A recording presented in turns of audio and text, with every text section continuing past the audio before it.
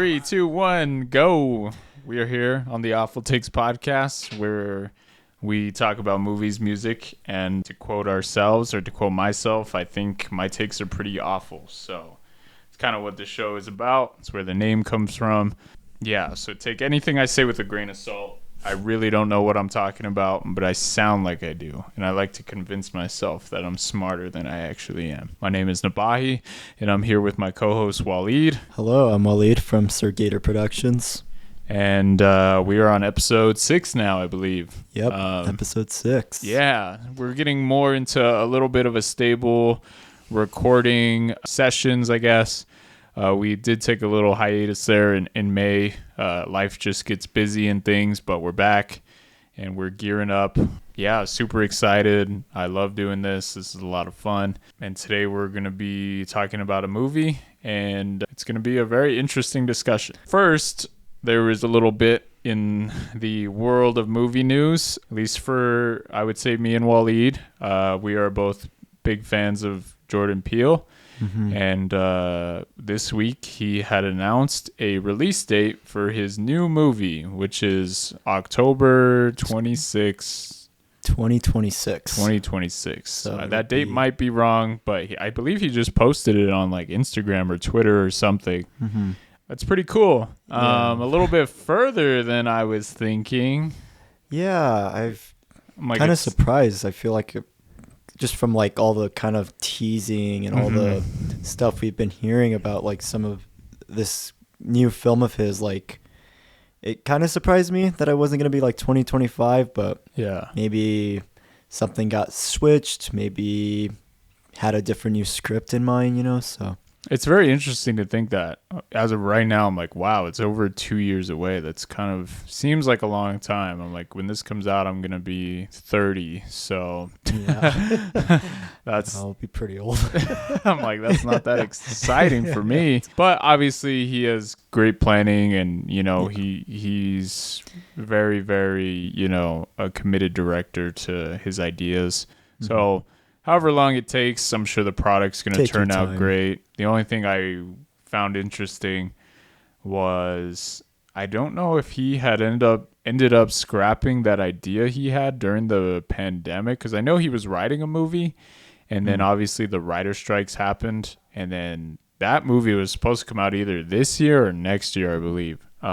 Okay. So I'm wondering, is this the same project, or if during that pandemic or that writer strike, did he just scrap the idea and start fresh, you know? Because I feel like it might be a mix of both, where like he has the idea, but it's kind of like expanded into like something completely different, maybe, you know? Yeah, that makes a lot of sense. I just found that very interesting because during that writer strike, a lot of things were just getting postponed or outright canceled, you know? Mm-hmm. It was just ideas you would hear about never, I guess, really came to fruition. Yeah, that's kind of how it was when that writer's strike in 2007 happened. That kind of same thing happened, where it was just like either things were getting pushed back or things were just getting canceled, you know? Yeah. And it's like, it's kind of fascinating because it's like, you kind of wonder what these films like would have been like had they came out and had this like whole strike not happen. So yeah, there's kind of always like this fascinating like uncertainty of like what could have been, you know, like a what if almost, you know. I wonder as well, is like, do the writers get a sour taste in their mouth with the strikes happening, and they're like, you know what, I don't even want to do that anymore, you know, like I'm done with this script. Sometimes yeah, if it's like a studio project, they kind of get maybe sour with it, or it could also just be like the studio too, with them just scrapping projects and trying to just kind of figure out, okay, like what projects are essential and maybe which ones aren't as essential, you know, or don't feel like they would work well in the schedule, or just don't fit their like priorities at that moment, you know. Yeah, very interesting. I mean, I'm very excited. Mm-hmm. One thing that it wouldn't surprise me, but I just thought of it when I saw that image of that 10, 23, 26 or whatever. I was like, you know what would be really funny is what if that turned out to just be the title? And that's not the release date. Because he didn't say like on it like the release date. He didn't even mention anything about like... Yeah, it was cryptic. Yeah, it was very cryptic. Very kept under wraps. So I was like, imagine he just bait and switch. Like, oh, that's the title. That wasn't the release date. Obviously, that's just me being dumb. There's no way that's the truth. But really excited. Obviously, Get Out's one of my favorite movies. I guess I'm in the minority or the small group that did enjoy Us. I find enjoyment in that movie. Yeah, it's not perfect, but I felt like Nope was a bigger step up from Us, so I feel like he's kind of on this upward trend. You know? I feel like as he's gone along, he's gotten better and better, and I even go as far to say is like Nope has been one of my favorite films of like the past few years. You know? Yeah. So I'm very excited to see what he does. I'm interested to see if he's going to stay in his realm of like the psychological horror and, you know, thriller aspects, or is he maybe going to try his hand at something else? But I guess that teaser was kind of ominous. It's very just dark and just has the date, you know, so. I'd be curious to see if he maybe like kind of does like what he did with Nope and kind of just maybe blend genres, you know, where he kind of does like a mix of horror, but also like sprinkle in some comedy in there, sprinkle in maybe some drama, you know? Yeah. That'd be very interesting. But I guess we'll see. Maybe he is someone who's going to be like a Nolan, just kind of in his realm, does his own thing and, you know, doesn't really want to dabble outside of that. I don't know. And maybe he'll just leave like those experimental kind of projects for more like the producing, maybe. Yeah. Because I know he is a pretty big producer right now. He did produce that Monkey Man recently. Yeah, he's putting his name on a lot of stuff, which is cool. And obviously his production company, you know, is becoming, it's only getting bigger. So it is cool to see that. But I guess we'll have to wait and see. We're 2 years away, so we'll probably be hearing something about the story within the next year. Yeah. And then casting and everything. That's one thing I think is underappreciated with him is how well he casts his movies. Yeah. Because he finds very, very good actors for them. Yeah. Him and Daniel Kaluuya, I think, are like a really great actor-director collaboration. Really, though. And one of my favorite things was him, I wouldn't say resurrecting, but bringing back Keke Palmer. You hadn't seen her in movies and stuff for a while. She probably did like some TV and things. But that was really cool seeing her in Nope. Like she was great in it. Yeah, it was really cool. So yeah, I'm excited for the movie. We're only 2 years away. Yeah. Bring it on, 30. Hopefully we'll still be here by then. I guess something else in the movie news. Obviously, last time we were talking about box office. I guess it's worthy to note right now that Inside Out 2 is actually doing very, very well in the box office. Its first weekend, I believe, opened to around like that $130, $150 million range. Oh, wow. Which is big. And right now, the second weekend is tracking around $95 million. So nice. Not much of a drop off. That's the kind of thing that I think studios want to see is the longevity. Obviously, some movies have really big first weekends, and then in the second weekend, you see a big drop off. So it'll be very cool to see Inside Out kind of have some legs a little bit going into the summer. Obviously, it's Disney, so I mean, obviously some people might be kind of hesitant to pat them on the back for their success. But I mean, for me, I just like to see the theaters doing well and that type of thing doing well, especially with a brand like Disney. We know they have Disney Plus. We know that they're pushing that streaming service down our throats. So they could have announced Inside Out 2 coming 30 days after theater releases, but they haven't said anything, which I think is worth noting. And I hope they continue doing stuff like this. I don't want to say too much, but I feel like Pixar is taking a step in the right direction with this movie. I was very, very happy with it. I've seen it, and in all honesty, I want to go see it again, and I want to see it a third time. It's a really, really good movie. Wallied, I know you haven't seen it, but are you going to check it out maybe in the theaters? Probably most likely go see it. You know, just out of curiosity, you know, just from kind of seeing a bit of like the clips and just like trailers like that I've seen. It seems promising. You know? I'm curious to see how they'll kind of portray like that anxiety character and how they'll kind of portray these new emotions, you know? But yeah, it's definitely got me a bit intrigued now that I've just kind of seen just little bits and pieces like from the trailer and stuff, you know? I would say I liked it. I wouldn't say it was better than the first, but I would say it's a worthy companion. I wouldn't say it's a massive step down. Obviously, I think this time the directors had changed, so I was surprised how connected it felt with it being a different director. I think what has me curious too also is like, I feel like just from like just kind of the bits and pieces that I've seen and I've heard about it, I feel like this one seems like they actually wanted to make a sequel for this one and actually wanted to expand the story, at least from like kind of what I can tell, you know? Yeah. So hopefully it won't kind of suffer from like that Pixar issue where it just kind of is just the first movie again, you know? So that's the only thing that has me a little concerned, but yeah, that's kind of it though. I just hope Pixar gets into what you're talking about, like just kind of getting artists who have those passionate ideas and stories, and you know they want to portray them in a new way. You know, I really feel like that was the success of early Pixar, was just, you know, they had these artists who wanted to tell these stories. You know, it wasn't like we need a sequel for Incredibles, we need a sequel for Toy Story, we need a sequel for Cars, you know, get on it. It was like, what do you want to bring to the table? What's something, you know? And hopefully we can kind of get back to that. I know Pixar has announced a lot of sequels that they're going to be planning and doing, which I get. Obviously, you know, it's a business, but, you know, leave room for the artists too. Leave room for the people who have a passion for these ideas in their head. And that is what this movie felt like. It really did feel like you had someone behind the lens wanting to portray the story and wanting to tell it. It really translated into the whole movie. But yeah, I loved it. I'm excited that the box office is doing good. I hope we can stay on this upward trend. Obviously, Deadpool and Wolverine's going to be huge. There's no reason it shouldn't be, so I'm not worried about that. But I just want to see more success stories. I guess another one that's doing good is that new Bad Boys movie. Okay.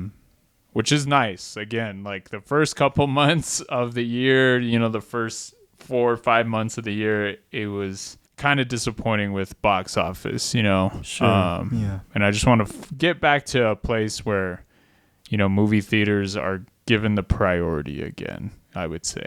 Yeah, I feel like we're slowly getting there. You know? Yeah. I feel like maybe in a year or two there'll kind of be this kind of renaissance where it's like movie going and watching movies in the theaters will kind of get normalized again. Yeah. You know?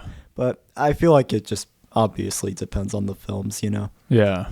Funny story while seeing Inside Out 2, I'll just mention it really quick. There was a little girl sitting next to us in the theater, and she must have been like 5. Throughout the whole movie, she was just so bored. She kept telling her dad, "This is boring, I want to leave." And it just reminded me of when I was in the theaters, probably about 10 years ago, watching the first Avengers, and seeing a little boy next to me saying, "Mom, this is boring, I want to leave." And I just thought to myself, like, these kids don't realize how lucky they are that they get movies like this. Especially seeing Inside Out 2, I'm like, if only I saw this movie when I was younger, it would have helped us so much to know, like, how the mind and everything works. Obviously, it doesn't do any, you know, grand in-depth analysis, but it does a good job of portraying, you know, some of the thoughts and things that we have going on inside our heads. And same thing with Avengers. It's like, kid, you got these cool movies. When I was growing up, I got Batman and Robin. You got Daredevil. I got Daredevil and Elektra, and I'm like, dude, like, you guys have it so good. Like, if I was only a kid and I was watching Avengers or something, I would have lost my mind. Anyways, that was just a little rant. That's hilarious. But yeah, it's a good movie. Box office is doing good. I guess that's it for movie news. Yeah, we'll have to do a review for it for sure. Yeah, definitely. All right.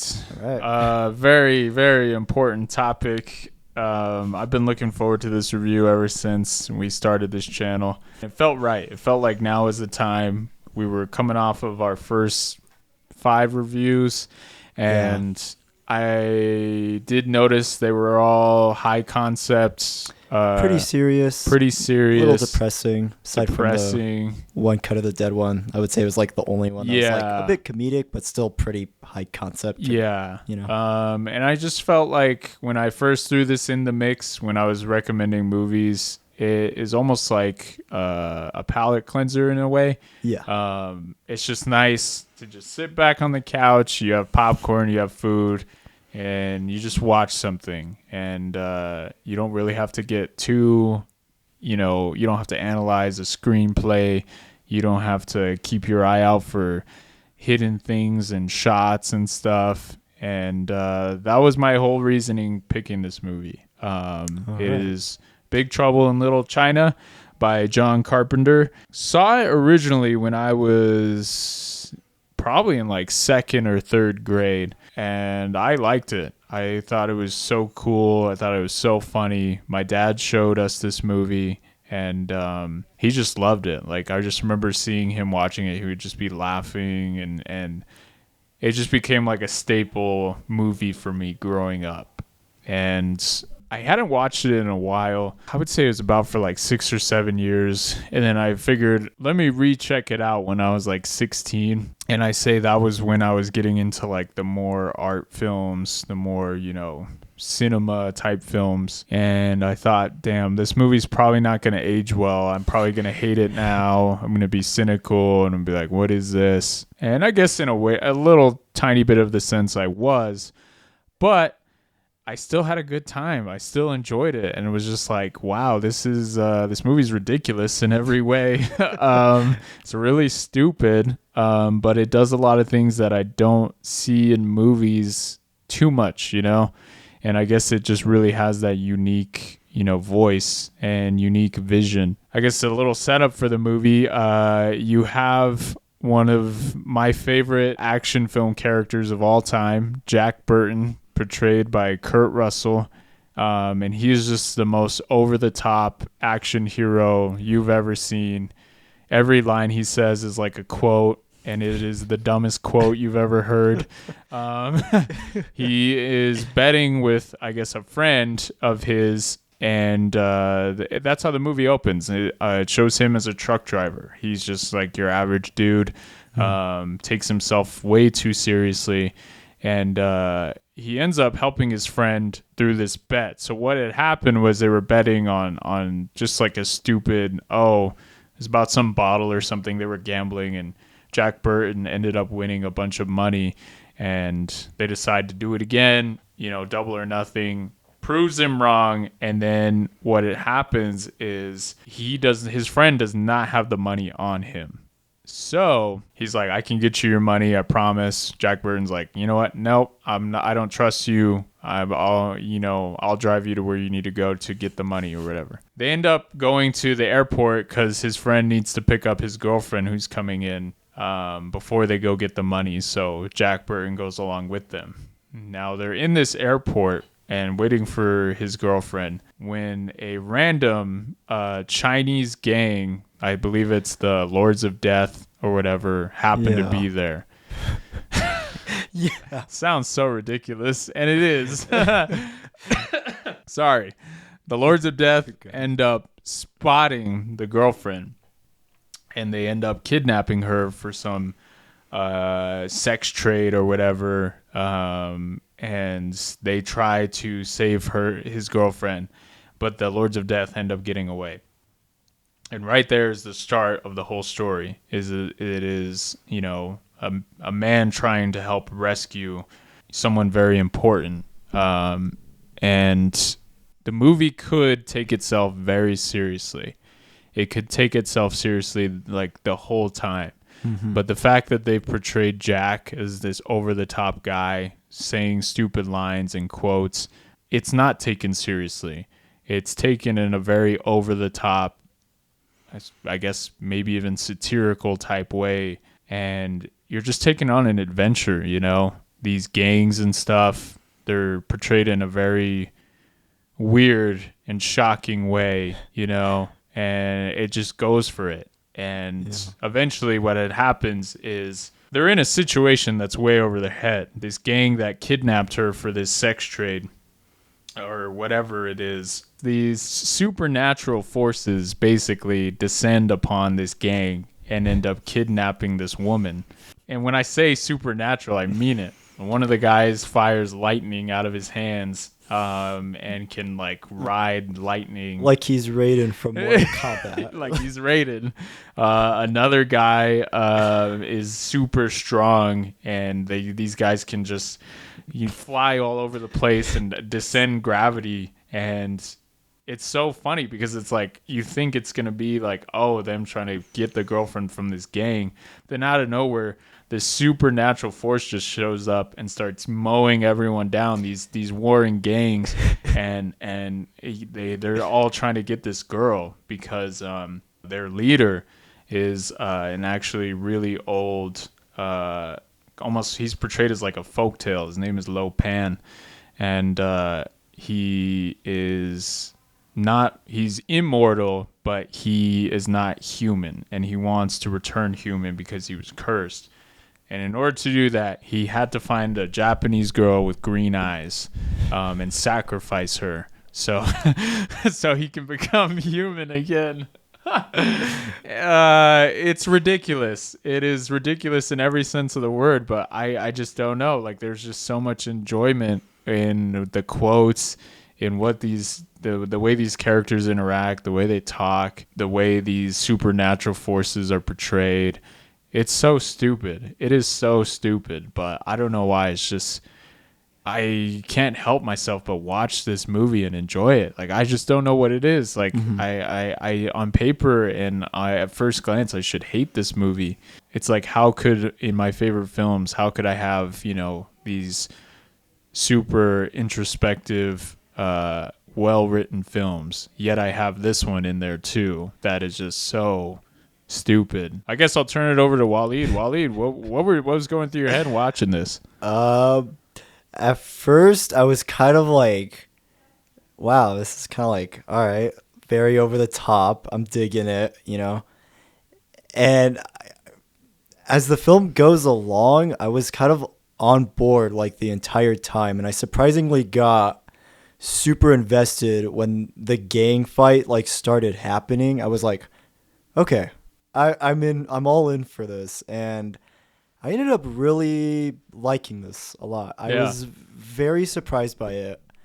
I wasn't sure at first if it was like supposed to be satire or if it was like playing it a bit serious. So at first it was kind of like hard to tell whether or not I was like laughing with the movie or like laughing at it. But I would say for the most part, I was laughing mostly with the movie, Yeah. But I really liked it a lot. I thought the action was really incredible for me. I thought just super well choreographed, just sane, zany, out there, I really loved like that main character so much. I love Kurt Russell's performance in the film. I love how he's just eating up every single scene that he is in, and he's just, you could tell he's having a super awesome time just being on the set and just playing that character. I thought the villain was a lot of fun too. He's played by the guy from Kung Fu Panda, Poe's dad, who is hilarious in the film. And he, again, that over-the-top performance I really love from him. I really, one thing I loved with this film too is I really loved like the creature designs also, I loved how just like, I can tell like it was very practical. A lot of the effects in the film were like super practical, and I really enjoyed that about the film, and I kind of wish more films would kind of go back to that. 'Cause it's like, it gives it that like charm of like just almost kind of being realistic, but not like, but also just kind of like silly and kind of fake too, Yeah. I don't know how to describe it, but it's really cool, and I love a lot of the creature designs they gave for the film, especially that like head thing with like all the like the eyeballs, eyes. Yeah. Really weird. It was like such a cool like animatronic practical like effect, Yeah. I loved how like as the film got along, it just got more insane and absurd, where I would maybe kind of have an issue with some films like that, because sometimes it could be too much, but it never goes to like that direction. Like, it's still just so absurd though, where I would say I still enjoyed it, Yeah. it never gets too much where it's just like, oh, okay, this doesn't work as well. But I loved like that whole wedding climax at the end. Like that So really good. was like the bow tie on like the whole film and just of like what the film was going for, you know? I guess it just surprised me too also that this was from John Carpenter, because the only other film I had seen of his before watching this one was Halloween, which I thought was decent. I'm not super big into it, but I was just kind of surprised like how just comedic and goofy this one was compared to like a Halloween. Yeah. You know? It really is a juxtaposition of, one treated super serious. And I guess that's something I think John Carpenter can do well. In Halloween, there's a lot more like subtleties and a lot more building of like tension, I would say. And this film just feels like something that's the total opposite, Obviously, Halloween was just very grounded in its approach, and this is just something that is just so over the top and ridiculous and really just goes for it, Yeah, absolutely. I guess that's something that I do like about John Carpenter is he does do that, He has this film and he has Halloween, That's really cool to think that, wow, this is the same guy. Yeah, it's like kind of hard to believe, I will say I enjoyed some of the music. I thought some of it was a bit dated and cheesy, but I did enjoy some of the music, like especially a music choice I really loved was in the sequence where Burton and the other guy are like going through like the water and there's all like these like skeleton bodies. Yeah. There's this really cool like kind of string or synth that like comes into play, and it gives it this like eerie, almost kind of like horror feel to it. Yeah. I really loved that a lot. And it's funny. It's like Jack Burton is your lens character into this world. His friend Wang knows about this stuff. He's obviously Chinese, so he knows about all these folk tales. He's the one telling Jack what is happening. He's like, these are the lords of death. Oh, that's Lo Pan.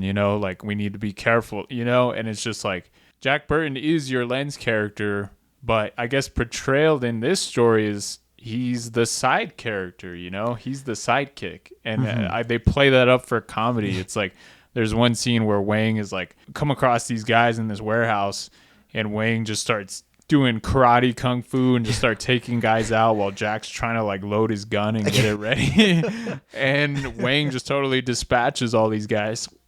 And it's like he doesn't even need Jack there, No, he doesn't. And it's like Jack doesn't know how to fight, and yet he has that tough guy persona. He's a truck driver. He's a semi-truck driver, so he has this gravitas to him of like, yeah, I've been through it. And it's so funny. It's like the first time in the movie he shoots a guy, and one of his friends is like, first time you ever plug somebody? Because Jack just kind of stands there kind of stunned, and he's like, of course not. And then he just keeps walking.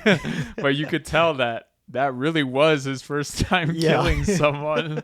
Just from like his facial expression, like you could tell, Yeah. And I love that other scene you were talking about previously. I love the face he just gives him where he's just like in awe of like, he's all, bro, what? Yeah, he just totally realizes like I'm kind of out of my element here, But I guess that's just like the uniqueness of it. That's the creativity of it. Is just like, okay, it's like, wow, your main character is not really needed in this story. He's just kind of a side plot, lens character. Yet it's told from his perspective, Yeah. But I guess towards the end it is a reversal of. He is actually the one who saves everyone. He is the one that, he kind of becomes like a legend himself almost, that stories will be told about him for a while because of what he did, does. And that's kind of cool. Obviously, it's not portrayed in a serious way or, but it's just kind of a cool thing to the whole movie you're watching. And it's just like, this character is so ridiculous. He's so funny, Yeah, he ends up being the one kind of saving everyone. Yeah, I don't know. It's just so many lines from Jack Burton are just so quotable. I say them all the time. Yeah. To quote a few, everybody relax, I'm here. Wallied was talking about that eyeball thing. This eyeball thing like comes flying down the hallway, and Jack Burton's reaction is, "Oh my God, no! Please, what is that? Don't tell me." And everyone else in the movie knows what's happening. Everyone else knows about all this. He is like the only one who is just totally out of his element. Yeah. You know. And that's just why I find like his character so interesting. It's just like he really is just like your typical American truck driver guy who has a very high opinion of himself. You take someone like that who's not really likable, but you take someone like that and put him in this extraordinary situation. That to me is just so like interesting, and it's like, wow, that is such a funny idea, you know? Yeah. And the fact that they take that and they play up the comedy of it is something that I feel like most other storytellers wouldn't do, you know? I feel like this does action well, but it also does like comedy well. It blends together very well, especially when you hear Jack quoting, you know, saying these ridiculous lines. It's you're invested, you know? And I don't know, it's just a really like interesting way to go about this story, you know. It really is such a unique movie. I feel like I've never seen a movie like this. Yeah, absolutely. I feel like one thing I really love with the Jack Burton character is that he's almost like this like outsider, you know? He's kind of like a cowboy character almost, you know? Where he's like he's stumbled upon this like town, you know, he's there with his friend, but the situation he gets put in is like so absurd, and it's like you wonder how he's gonna get out of that situation. And then I feel like the ending really encapsulates that also like really well, of like him just like basically leaving and being like, all right, goodbye, that's it, you know, and he's just kind of moving on to go somewhere else, you know. Yeah, it really is like you said, like, you know, some of those old Western type stories is just like he's there to serve a purpose, and you know, to him that's enough. And what is something that motivates him, you know? Because it's like at the end, like he could stay, he has his friends, he has this girl, but he chooses, you know what, no, I'm just gonna keep doing what I do, you know. And that's kind of cool. And granted, it is, you know, just taken at face value, but I feel like it's something the story didn't have to do. No, it didn't. Yet they go for it, and it really makes you like this character, you know. Obviously starting out you're just like, this guy's an idiot. Yeah, like this guy does not know what he's doing, and it's very clear he's like just kind of all over the place, you know. So much stuff. Obviously the world starts out kind of grounded, and then you run into these supernatural forces, and I feel like at every turn it just does things that you're not expecting. Obviously Lopan in the alleyway with these gangs fighting each other, he gets run over. Jack tries to run him over in his truck, and it's like, this is some supernatural Lord of Death, and you try to just run him over with a semi. Then he gets out, and then Lopan's staring at him, and he just has light projecting out of his eyes and his mouth, and Jack gets blinded. And they like throw water on his face. They throw street water. I was like, ew. And it's just like, this is over the top. And then later on there's a giant green explosion in the sky, and the wannabe, you know, Raiden flies down on lightning and that was kidnapped. hilarious. That whole Love Hotel sequence was just so awkward and funny.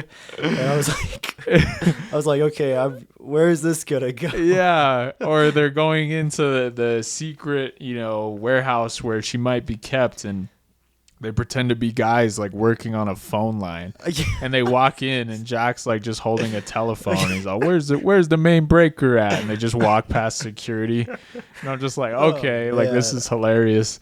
I don't know, it's just really funny. Like the supernatural stuff is just always something you weren't expecting. Later on, him and Wang are both captured prisoner, and one of the guys is like pretty much, he should be interrogating him, but instead he's just like beating them up. And it's just weird.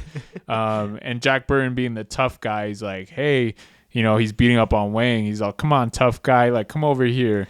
And the guy just opens up his hand, and there's like this red ball, and it's like, what the hell? And then he just blows it, and it just hits Jack in the stomach, like the full force of a punch, and Jack is just like, ugh.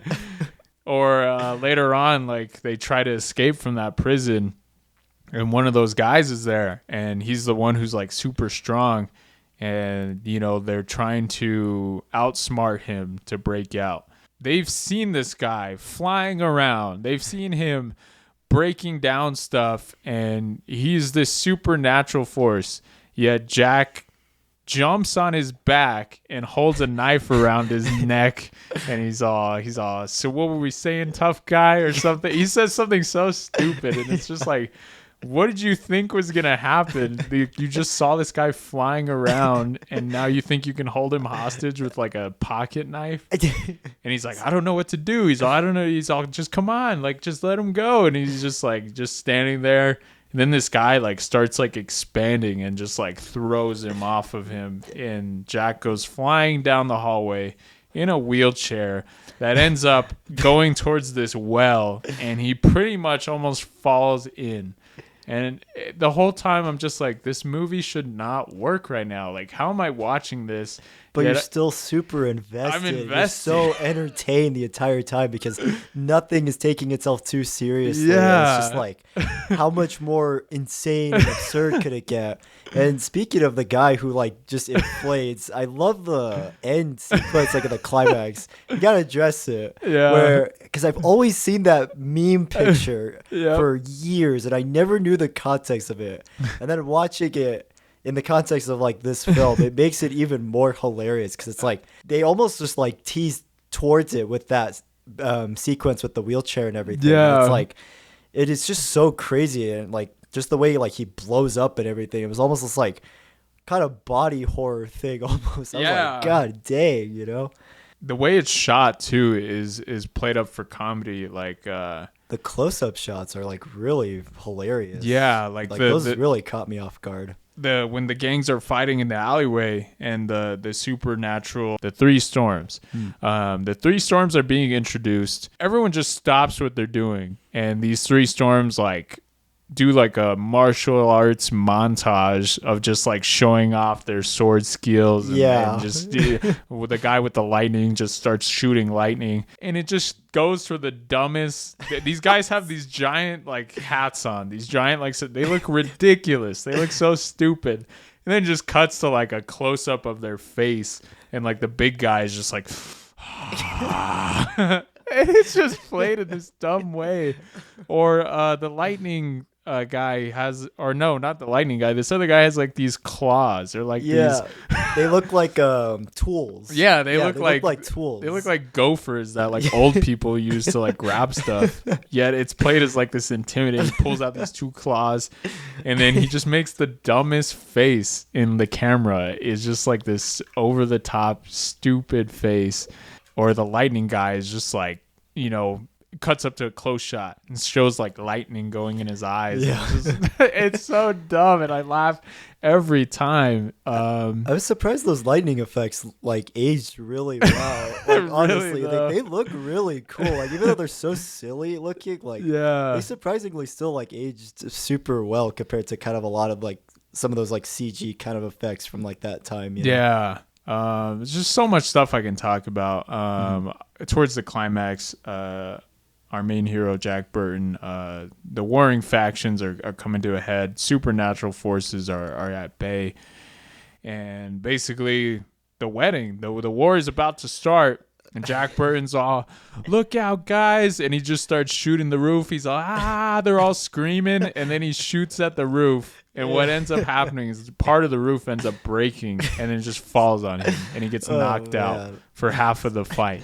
Or shortly after that, he's woken up and he ends up fighting this giant like guard with this giant sword and dressed in like ceremonial armor. Yeah. And Jack is like terrified, but he ends up pulling up his knife out right as the guy was coming towards him to attack him. And he ends up stabbing him in like the throat, but the ceremonial guard is just stuck on top of him because he's so heavy, and Jack like can't move him, and it's just so stupid. I really liked it. All the actors in it do really good. One of my favorites is the guy who plays Egg Shen. It's just so funny. His comedic timing and everything is so good. I love his opening monologue too. Like that starts the whole film. Like that really just encapsulates like everything the film is like trying to go for, you know? Yeah, really like, it sets you up really quickly. Yeah, and it's just like he's telling this folk story, the folk tale about Jack Burton, you know? Yes, all the actors in it do great. Obviously, Kurt Russell, the guy who plays Wang, and then Wallied mentioned it earlier. The guy who plays Lo Pan, James Hong. Yeah, he obviously, when you see the movie, you have heard this guy's voice in movies before. You have seen him before. He is such, he's one of the veterans. He recently was in Everything Everywhere All at Once. He played the dad. Yep. And I think him being in the wheelchair was probably a little nod to this movie. It had to have been, yeah. And you've heard his voice. He's anytime, Asian actors are needed. I feel like this guy is always, given roles. He is the ultimate Asian guy. Yeah. In every movie. He's been in Seinfeld. Yeah. He's been in this movie. He's been Kung Fu Panda. He did a voice in Mulan. You've seen him before, and he's just great. He's fantastic. I feel like this is the one time you just really get to see him go for it. Again, like Kurt Russell, he just like he just steals the show and just like every scene that he's in. Yeah, you know? And he's just like knowing like the over the top nature of like the film. His performance is just perfect in that movie. Especially because he's playing like those two characters where he's like one crippled guy and then like he's like this very intimidating emperor the next moment. So good. And then at the climax, what ends up happening is Lo Pan ends up marrying these women. His original intention is to sacrifice one, marry the other when he turns human. Because they portray throughout the story that like he's so detached in who he is. He doesn't have connections. That's why he wants to become human again, is to feel something, I guess. So towards the end, he ends up taking the main girl that we were after, and Jack ends up confronting him. Lo Pan has her. He is now human again. The whole time they were waiting, they had to let this ceremony take place because when he's human, he can be killed. And Jack knows that. And what happens is Jack tries to take out his knife and throw it at Lo Pan. And obviously it misses, hits the wall. Lo Pan picks it up and, he's just like, well, goodbye, Mr. Burton. Throws it at him. Jack Burton ends up catching it and just throws it back at his head. And he just falls. And all of the statues in the room fall, and it's just like... It's crazy. But Jack ends up becoming the hero. He ends up, killing this, unkillable person. And of course, after he does it, he just says, it's all in the reflexes.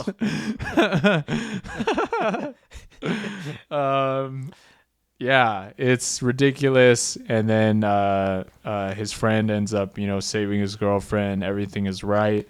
Jack ends up getting his money. He gets his truck back. Which surprised me. I didn't actually think he was going to get that truck back. And his truck's name is the Pork Chop Express. And I'm sorry, one thing that I noticed on the girl, I didn't notice it till the end, was I like how like the girl of the truck says haul it ass. So stupid. It's so silly. Yeah. Anyways. And I guess in the end, one of the supernatural forces ended up escaping and following Jack. Yet there's never any sequel. The story ends there. Okay. Obviously, I don't know how well someone who's not into, this type of thing could get into this movie. However, it's just, for me, one of my favorite movies of all time. so unique in the way it's done. I feel like this movie could not get made today. No. I feel like someone just Would you say you had any issues with the film? Any kind of small criticisms or anything like that? I guess criticisms or issues. I do feel like some of the female characters in the movie are more just kind of plot devices rather than having characters to them. I do agree. Yeah, that was one of my bigger issues with the film. Yeah. Just because, like, I was kind of worried they were kind of, like, forcing this, like, sort of romantic subplot between Jack and, like, the main girl. And I was kind of like, it is a little forced, and I didn't really believe their relationship all that much. But once I saw they didn't get together at the end, I was kind of like, okay, it's fine, you know. One thing that I think could be cool, or would have been cool, is portraying more of the horror side of Lo Pan, because he is very intimidating and very scary. Mm-hmm. I think maybe something that could have benefited more and given our main, damsel in distress a little more to her, show her perspective of stuff, of being the one who is kidnapped, and you're seeing these things, you're seeing like, what the hell is this? Where am I? And you could maybe play into a little bit more of the horror side of Lo Pan, because he is really freaky. Like when I saw the movie when I was a kid, he scared me. Obviously now he's still kind of intimidating, especially the set design and the way the costume looks. He looks great. It looks so cool. But yeah, I think that's something that maybe could have been better done, was giving a little bit more to the females in this movie. Yeah, they do just feel very convenient plot convenience, almost a plot device, like you mentioned. But yeah, I guess that's one of my complaints. I would say I don't enjoy the exposition dumps. I feel like there's kind of exposition dumps like every other action scene. And I will say though, there was like one really funny joke where like Jack is like, he's all, okay, just explain it to me like in the quickest way possible. And he's like, okay, now you don't have to do all that Chinese history now. Let's get on to the action. I thought that was like really funny in the second half when they made that joke. But I would say overall, that's like my only issue with the film is like, just the exposition dumps. I think could have chilled out with the exposition. They could have done it in a visually interesting way. Maybe doing like a throwback showing like Lo Pan when he was around in ancient time. Show some of that upbringing. That would be really interesting. Yeah. Show don't tell. Yeah, that kind of would have just been a little easier for me. Also, the music, very John Carpenter 80s synths type thing. Yeah, hit or miss for me. It worked in some scenes, and then some scenes it was like just kind of dated, and it was like kind of took me out of the film just a bit. I really wish Jack Burton had like a theme, because I feel like at that time you had characters in movies and iconic scores and a theme, and especially with this type of hero, it would have been really cool if he had like a reoccurring motif almost, like every time he'd do something. That would just be cool, in my opinion. But it would have added a lot more to the film and like just to that character. To, just amp up the action hero character archetype. The music does feel very kind of atmospheric and doesn't really do too much. But I mean, upon rewatch, it really is almost a nitpick. That being said, John Carpenter does some of his own scores sometimes, and it really, really works. So I feel like he could have pulled it off, but maybe for this movie, he just didn't really want to. But other than that, I would say those are my only nitpicks. I guess now looking back in retrospect, some of the special effects, obviously, is a product of the time, but I feel like watching it now almost aids into the cheesiness of everything and, really feels very necessary to what you're watching. It really helps kind of like sell this movie, which is really cool. But obviously, some of the effects are practical, built-in house effects, and they age really, really well. Like that monkey character, he looks freaky, he looks terrifying. So cool. And it's all practical, and it's just like, whoa, what the heck? Or Lo Pan, like it's almost like this like kind of uncanny valley sort Yeah. of nature, you know, in like the best way possible. Yeah. Lopan, has his emperor form, and then he has this old, frail old man Yeah. form, and they both look great. They look absolutely amazing. The sets in this movie look so good. If you just want to put on a movie and just sit back, not have to think too much, you're gonna enjoy it. At least I hope so. Obviously, this movie might not be for everyone. It might just be appealing to the side of me that just loves these type of movies. But I just get so much enjoyment out of it.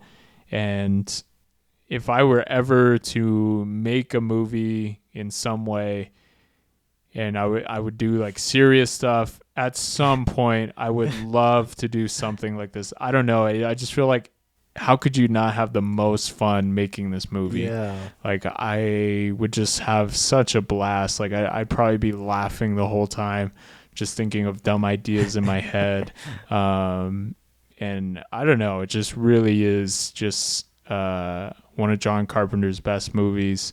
And again, it just feels unique. Like, I really can't tell you another movie I've seen like this. Yeah. He really just went for it with this one, and I feel like it was just an absolute success. I guess out of 10, I'll probably give it like 8.5 or a 9. Nice. I would say around there. Obviously, it's not for everyone. It has its shortcomings, but I feel like where it succeeds big, and it goes for it. And that's something that I love when artists do. They have these crazy ideas, and they don't really sacrifice anything for, what would be more traditional type filmmaking. I like it when they have grand ideas and they're like, you know what, I'm just gonna go for it. Like, I really like, Yeah. I'm not really gonna try to appeal to anyone. This is my thing. Wallied, what would you rate this movie?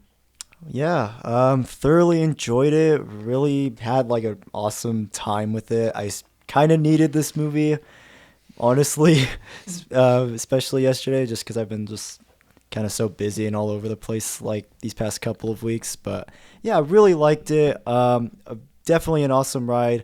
Very absurd, very silly, but there's also just kind of like a lot of heart and charm to it, And while I won't say it's like perfect, like I have my reservations and issues with it, I will say like overall I would give it like a high 7 out of 10. I can maybe see it going up a bit more in the future, but for now I'm going to give it a high 7 out of 10. Really liked it. Super enjoyable. I'd be absolutely happy to watch this again.